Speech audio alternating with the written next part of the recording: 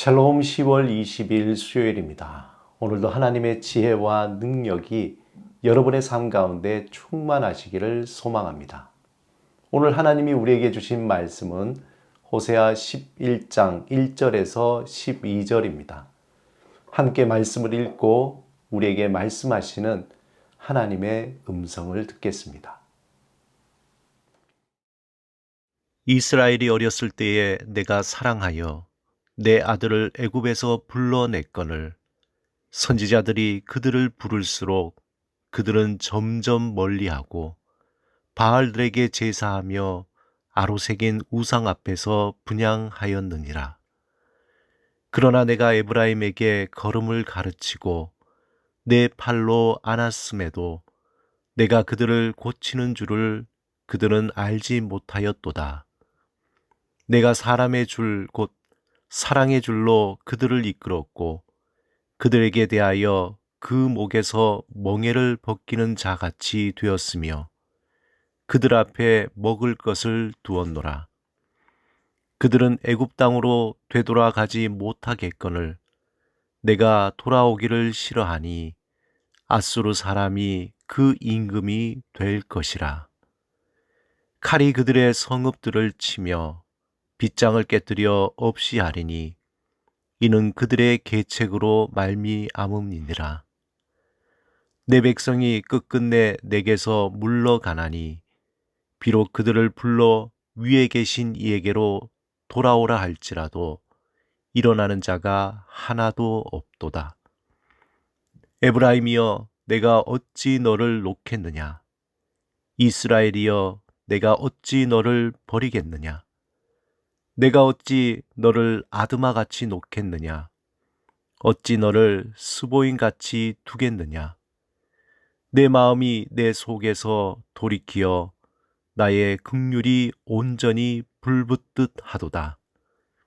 내가 나의 맹렬한 진노를 나타내지 아니하며 내가 다시는 에브라임을 멸하지 아니하리니 이는 내가 하나님이요 사람이 아님이라. 내 가운데 있는 거룩한 이니 진노함으로 내게 임하지 아니하리라. 그들은 사자처럼 소리를 내시는 여호와를 따를 것이라. 여호와께서 소리를 내시면 자손들이 서쪽에서부터 떨며 오되 그들은 애굽에서부터 새같이 아수르에서부터 비둘기같이 떨며 오리니 내가 그들을 그들의 집에 머물게 하리라. 나 여호와의 말이니라.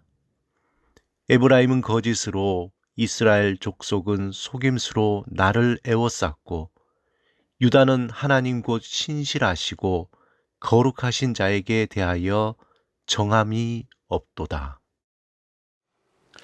어머니들이 아이들을 혼낼 때에 무섭게 야단을 치고 겁을 주지만 실제 아이들을 향한 어머니의 마음은 자신의 아이가 미워서가 아니라 사랑하기 때문입니다.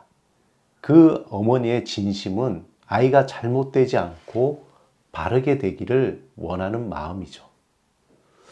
우리가 누군가를 사랑할 때 그 진심은 때로는 다정함으로 표현되지만 때로는 냉정함으로 표현되기도 합니다.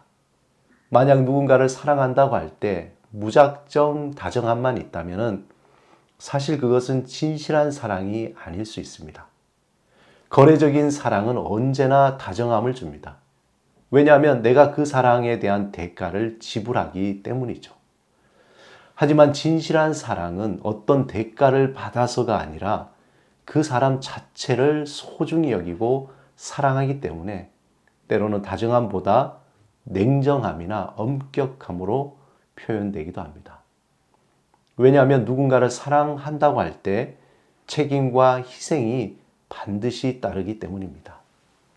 아주 작은 예로 우리가 작은 화분에 심겨진 화초를 사랑한다면 그 화초가 잘 자라기 위해 시간을 맞춰 물을 줘야 합니다. 때로는 적당량의 햇빛도 비춰줘야 하고 화분의 흙도 갈아줘야 합니다. 만약 말로는 사랑한다고 말하면서 화분에 수분이 충분한지 또 잎의 상태가 좋은지에 대한 관심이 없다면 진심으로 사랑하지 않는 것입니다. 하나님을 진심으로 이스라엘을 사랑하셨습니다. 그러므로 이스라엘이 하나님을 떠나 우상을 섬길 때 분노하시고 또 이스라엘 책망하시면서 심판하시겠다고 경고하셨습니다. 이러한 하나님의 반응은 이스라엘이 전적으로 복된 민족으로 세워지기를 진심으로 원했기 때문입니다. 하지만 이스라엘은 하나님의 그 진심을 알지 못했고 자신의 욕심과 욕망대로 우상을 섬기고 세상의 쾌락과 만족을 쫓아 살아갔습니다. 오늘 본문 3절에 보면 내가 에브라임에게 걸음을 가르치고 내 팔로 안았음에도 내가 그들을 고치는 줄을 그들은 알지 못하였도다. 하나님이 마치 부모가 자신이 어린아이를 기르듯이 걸음마를 가르치고 보살펴 주었습니다. 그러나 그러한 하나님의 사랑은 한순간 물거품이 되듯이 이스라엘은 하나님의 품을 떠나 우상으로 달려간 것입니다.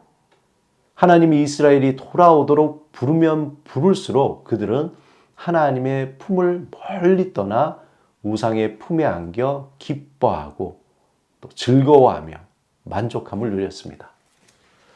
그런데 하나님은 이스라엘이 다시 돌아올 것을 알았습니다. 그들이 하나님의 품을 떠나 멀리 우상으로 쫓아갔지만 결국 다시 하나님의 품으로 돌아올 것을 알았습니다.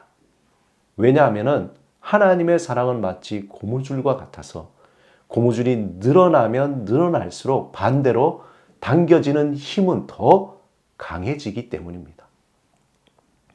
하나님의 진심 어린 사랑, 그 진심 어린 사랑으로 에브라임을 사랑하셨기 때문에 마치 늘어난 고무줄처럼 에브라임이 멀리 가면 갈수록 그 사랑은 끊어지지 않고 오히려 더욱더 하나님 쪽으로 끌어당기게 됩니다. 하나님은 에브라임을 향해 자신의 진심 어린 사랑을 고백합니다.